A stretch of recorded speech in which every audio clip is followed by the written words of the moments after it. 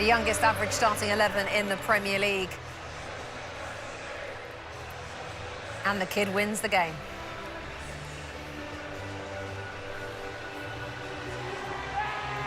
What a day for him, as he is the last one to leave the field at Stamford Bridge.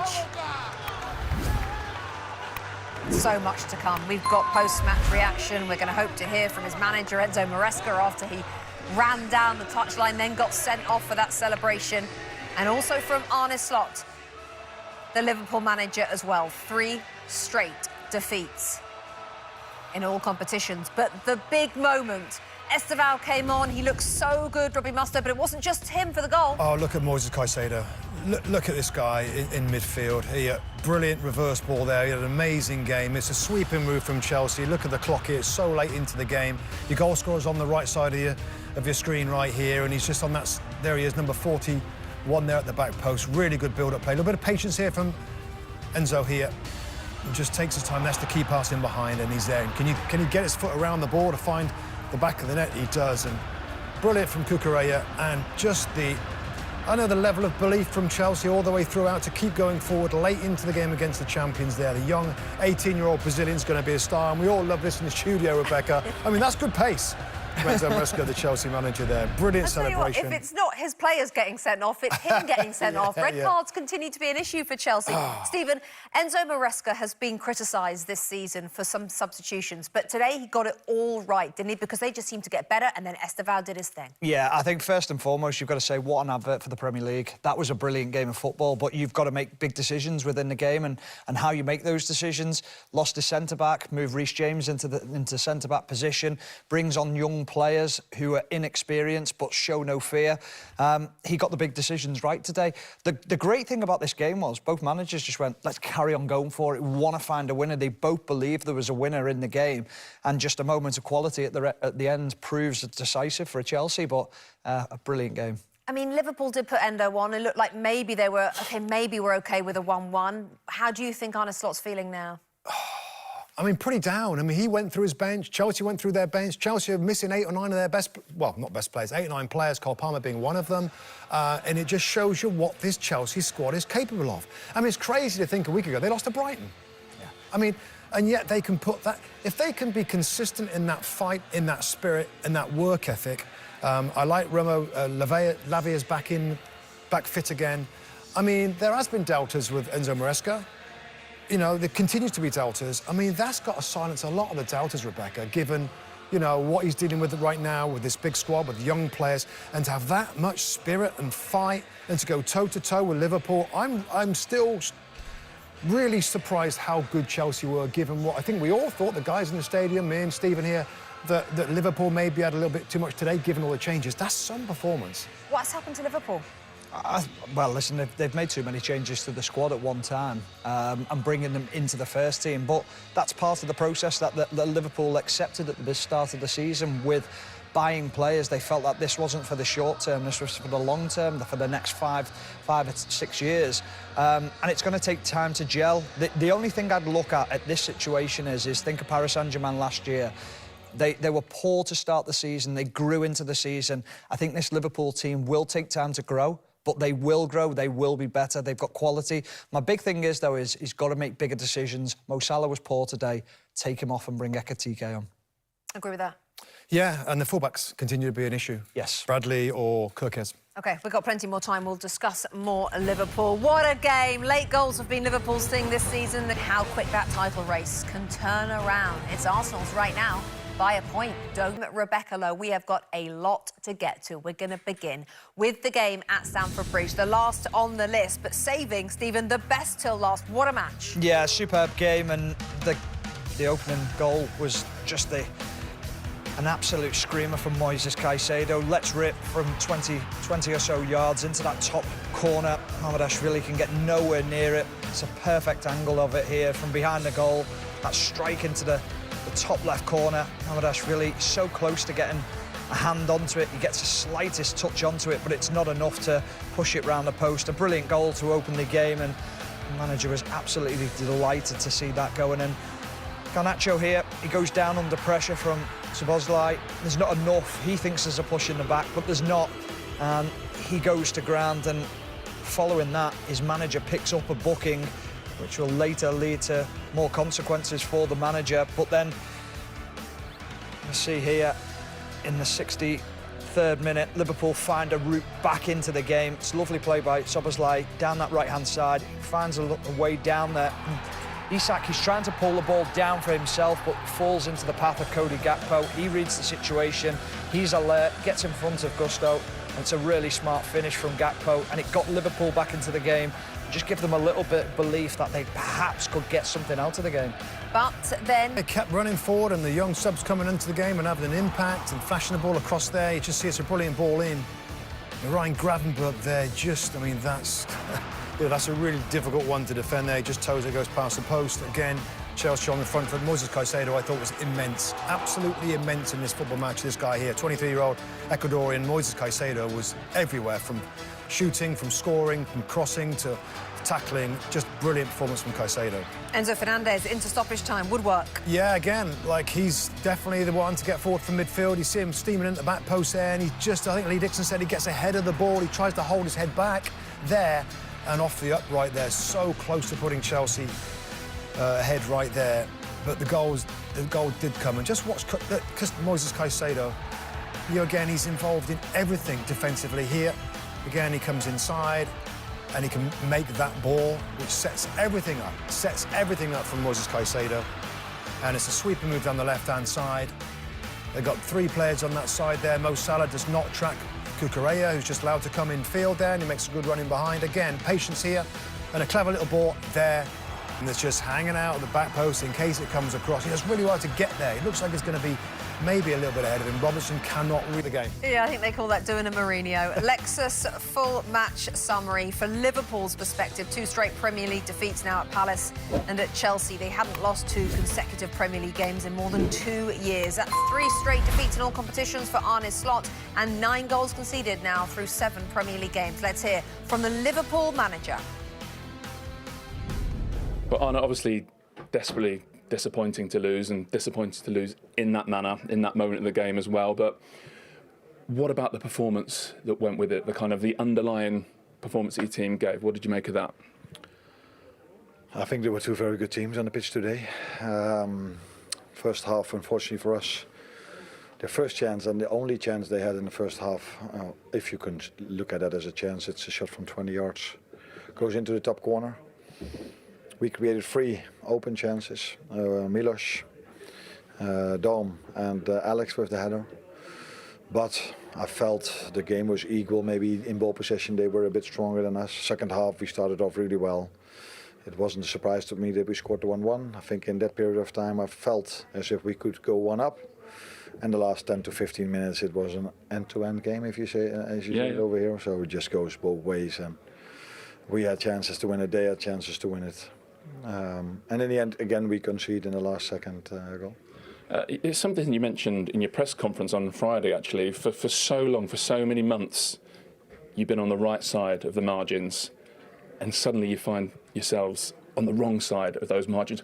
What are the little things? Is that confidence, form? What are the little things that have suddenly turned these tight games against you? First of all, the opposition we face. So last season we lost against Chelsea as well. So going away here at Stamford Bridge is always a difficult team to play against. But we were, in my opinion, I think we were, I can safely say this, very close to a result. So yeah, small margins. As I said, Galatasaray, we go 1v1 to the goalkeeper, we miss, they get a penalty. Conceding in the last minute a set piece in the extra time against Crystal Palace. And today, just in a normal extra time, they scored a goal where it could have gone either end. Both of you, what's his biggest problem right now, starting with you, Rob? Yeah, I mean, he hasn't got that many problems, but the biggest problem is conceding goals. Stop goals going in. That's 9. I mean, there's only... You look down, Man United in 9th place have conceded 11. Nobody else has conceded 9. I mean, it's...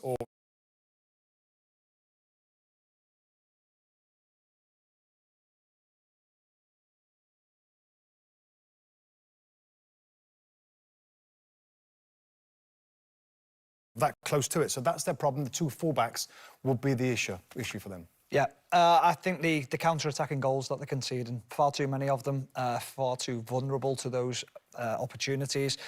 Musty pointed it out there, where Mohamed Salah doesn't track back. Do your job, work hard, make sure you get back into position. There's always opportunities to score goals, but they're just losing a little bit of something up front as well. We saw him drop Veers. Do you think perhaps he might drop Salah after the international break? He might. Rest? So after all of that, this is what the bottom of the table looks like. We'll still only have 1 point, Burnley inside the bottom 3, as are West Ham after another defeat today. But that win for Chelsea means they now are on 11 points, where they go above Sunderland, just behind Crystal Palace, and only 3 points off Bournemouth. But significantly, defeat for Liverpool means that having been 5 points behind Liverpool just over a week ago, Arsenal are now a point clear at the top of the table, and already the goal difference between the two is 7. And there are still more games to come on a packed Super Sunday tomorrow. It's amazing how quickly things can turn around. There was a bit of pressure on Maresca. There was a lot of negative talk around Chelsea.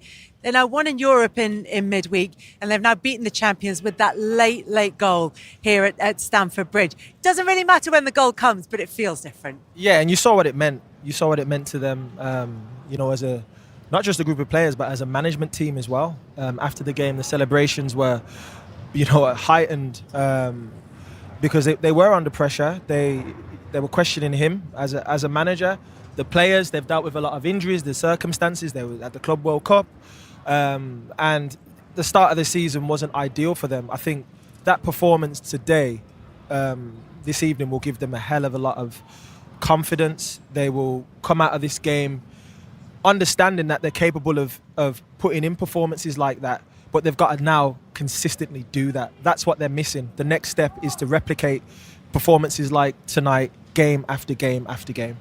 And even if the point now is to be consistent with those performances, Jamie, does the fact that they were able to put that performance in today suggest that it is coming? Because the question for Chelsea for a couple of years now has been, when are they going to deliver on the potential? Is this a sign that they're getting there, that they're further down that road? Well, it's more of a sign that they've got real character, Kelly, because they had to really suffer today. When Liverpool come back to 1-1, Cody Gakpo's goal, you could only really see one winner.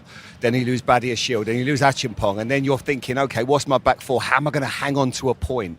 And in that last 15 minutes, when the game was just all of a sudden turned, and I look at characters and I think, who's the person that didn't? I look at Enzo Fernandez, and he's not always been my favourite player at Chelsea. When he first came, I was thinking, where do you fit him in? But when they didn't have Cole Palmer today, someone had to step up and be the talisman. Someone had to take the ball under pressure. Someone had to make that final pass. And his little pass into Cucurella. Obviously, Cucurella gets the assist, but I was thinking about the ball that makes the assist is actually as important. And I thought today he was magnificent. And he really led that team. And that, for me, was the difference, because I looked at Liverpool and I was thinking to myself, he's trying to hang on a little bit here. He brings on Endo. Endo lets Cucurella run, and that's where the goal comes from. But character, desire, when you're under pressure, can you get that 3 points? Because I think, as I said, he'd have took 1 point, but he's managed to get 3, and he'll be so happy, Maresca. And you know what? Down the sides, James, we talked about today, the substitutions Chelsea made, Maresca, he brought on Estevao, he brings on Gittins. They came on and they were lightning. They were down the wings, they were isolating, going one-on-one, taking on defenders, showing themselves. That's what it's all about. You talked about character. You talked about, as an attacker, you come on off the bench, your job is to make something happen. We saw Wirtz run through, does an absolutely fantastic back heel to Salah. That was his moment to potentially say, OK, I can build some momentum now. Now you've got Estevao going in, thinking, all right, I'm kick-starting my Chelsea career here now. I've scored a goal against Liverpool last minute. Those are the moments that, as an attacker, gives you such confidence, especially a new signing or a young player, which both of those two are. So I'm very happy for Estevao. Obviously, it's unfortunate for Wirtz not to get an assist, but what a performance from Estevao when he came on. I was really impressed. 18 years of that. You were blessed with that left foot, Daniel. I mean, he does it differently. I mean, I know it's because it's not a typical type of goal, but they're the ones that get your numbers up. He has got a lovely left foot, wants to come in, always be progressive with his passing as well. Yeah, those back posts, tap-ins, what they call them, quote unquote. But you must be very happy, Glenn Hoddle. Yes, I think a win for Chelsea always good in the bank there. But I think overall, they just shaded it. I think they deserved to win it in the end. Liverpool were always in the game, as we said, but it was a strange game today. in that second half, it was like whoever was in possession, it felt like they had 11 against 10. And then when Liverpool got possession, it felt like they had 11 against 10. It was sort of everywhere. There was so much space to play in, and in the end, it was Chelsea that got that little bit of a chance, and they created it really well. Liverpool's chances, I felt, were coming off mistakes of Chelsea when they give the ball away and they broke on them. Whereas I think Chelsea sort of carved their chances open. You know, they did it themselves. And, you know, in all, it was for an entertaining game, but both managers wouldn't be particularly happy. And Chelsea ended up doing to Liverpool what Liverpool have been doing to other clubs, scoring late. Talk us through the goal from Estevao. It was a great moment for him. Yeah, it was a fantastic moment for him. And you know what? There's been a couple of crosses today where there's no one been on the back post, but the way he covers it was really good because he waits his time. You know, Cucurella again not being picked up by anyone. You know, I think that he's been left. Once he goes in, look at Estevao now. You know, he's out of sight, and now he's made a real dart to that back post to make sure it doesn't go across there, because that's what you're meant to do. The winger's meant to, when a ball's coming across, that ball should never go across through the back of that play, and he's done well there. Got on the back of Andy Robertson and, you know, got his goal, and he came on and done very well. If you look at Andy Robertson again here, we're highlighting Salah here. All day he's done that. He's let Cucurella get forward on his own too many times, and in the end they paid the price. But on the back post there, Andy Robertson there hasn't once. He got square on for an experienced fullback. When the ball's down the other side, he's got to have a glance, he's got to have a look, he's got to be aware where Estevao is. Didn't see him whatsoever because he was closed off, he was squared up. Well, it was tired legs at the end because of the end-to-end nature of the game. But the situation that kept arising on that left-hand side for Liverpool and Salah's lack of tracking, it would be fascinating to sit down with Arne Slot and say, look, how much freedom do you give him to not have to do that? Because at the moment, that system, especially the midfielder behind Salah, is causing Liverpool big problems. And you know the thing as well with that scene, what will happen is that the boys will know, the players themselves will know that, listen, Gaff, at some stage you're going to have a word with him because we're getting dragged all over the place. You know, if he's not going to come back and help us, it's going to cause us problems, especially away from home. OK, well, let's head straight back to Stamford Bridge and hear from one of today's goal scorers, Moises Caicedo. Well, Moises, there is nothing like a last-minute winner. Is that the best possible way to win a football match? Yeah, for sure. It was a fantastic goal at the end. So, yeah, everybody was happy. And, now we are so happy. I think we thought once they equalised and you had a couple of more players go off through injury that it would be Liverpool pushing for the win. What was it within the group that made you go again after their equaliser? And actually, even before you got the goal, you were the team pushing? Yeah, for sure. You know, Liverpool, everybody knows Liverpool. Liverpool is a fantastic team, so we did our best, even when they push us. So we were so good at the end. Do you think somehow the injuries you've had, the problems in the last few weeks, you know, like the red cards, the results, somehow that's brought you closer? Yeah, even closer, because that's the moments we need to be even closer. So yeah, the team was good, working hard every day. So now we show that on the pitch. And why is it with you that every goal you score, except maybe that one at West Ham, which was a bit more simple? It was a great goal also. Why is every goal a goal of the season? To be honest, I don't know. God is perfect, you know. Everything is for Him. So yeah, I had the opportunity to shoot and I did it. Yeah. And did you know? Was it one of those? The second you hit it, you start celebrating. You don't even need to see it hit the net. Yeah, for sure. When I shot, I knew the ball is gonna go in. So yeah, it was a fantastic goal. And we remember a couple of summers ago, you could have been red, you could have been blue. You had the choice to make. So was the goal and is the win even more special because it's against Liverpool? No.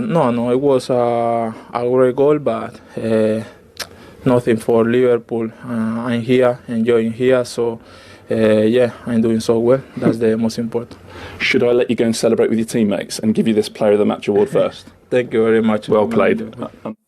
And a well-deserved Player of the Match award there because he was fantastic. He's been outstanding actually this season. 3 goals in 7, and his goal was pretty special today, wasn't it, Glenn? Oh, it was special, wasn't it? Beautiful. I mean, it doesn't matter any game of football, even if it's Sunday morning. That top corner goal, when it's hit like that, it's just special, isn't it? Yeah. This is a lovely first touch from him. There's space to eat up. He eats it up. He sets himself beautifully, and it goes in like a rocket. Yeah. Beautifully struck across the ball, and really, really fabulous goal. Yeah, that's the Liverpool players following the ball and leaving that space. Struggled today, I think, with the rotation of Chelsea and the problems down that left. There was lots of space, unlike the team of last season. And what a goal! I mean, the centre halves. Yeah, we could question that. I mean, we've got to say the goal, haven't we? Ultimately, that is a strike that very few people would stop. And he's been terrific, Caicedo. He deserves great credit because he started quite slowly his Chelsea career, and he's become their best player. Do you think that sorry, Ian? No, I was just going to say, it's just, I love when it hits the net. It's not dipped in, it's that way real clean. It's clean, yeah. Clean strike. You can tell the ball's not spinning too much. He's caught it perfectly. We have to give him credit for that. Yeah, I think they suffered a little bit when Fernandes and him couldn't play together. A lot of Chelsea fans friends of mine go every week and they said he's not the same player as he was at Brighton. And slowly but surely they've released Fernandes a little bit further up the pitch, and he's sort of gone, oh right, this is my domain. Yeah. I'm going to look after this. This is what I normally do.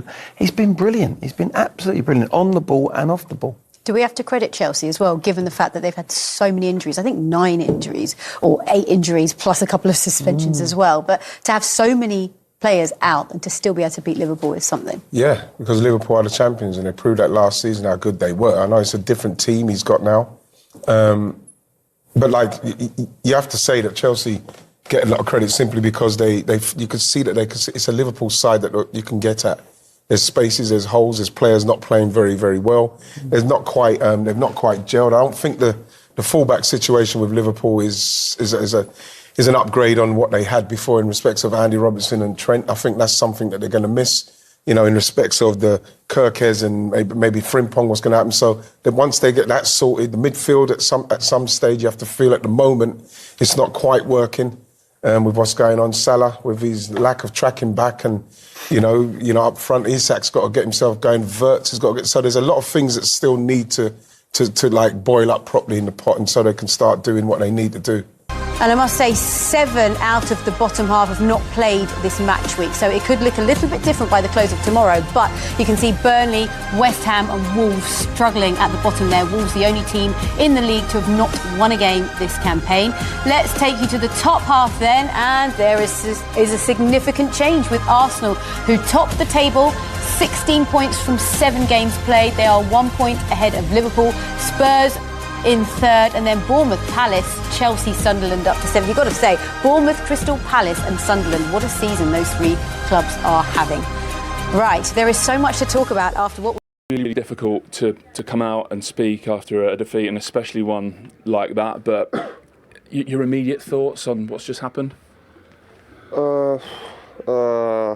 Difficult. I think obviously we play against a very good team. First half, I think they scored an amazing goal, but I think it was like leveled. Second half, we fought really hard to make the equalizer. I think we played a little bit better than them in the second half, but they were very dangerous in the counter attack as well. And then to concede like last minute again is hard to take. Is part of the disappointment that after you'd scored and it went 1-1. It felt like Liverpool's game, and then somehow the momentum swung back their way? Yeah, I think somehow we couldn't keep the momentum. We have to analyze it to know how or why. But I think, like you said, after the goal we had the momentum. I think if we kept pushing back at that time, maybe we could score the 2-1. But somehow we lost a little bit the momentum.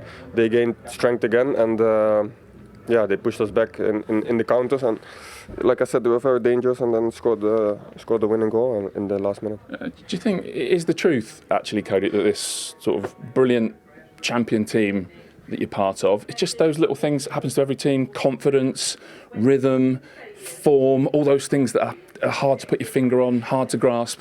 You've just lost them a little bit at the moment. What do you mean lost them? As in, you're just a little bit out of form, you're a little bit low on confidence?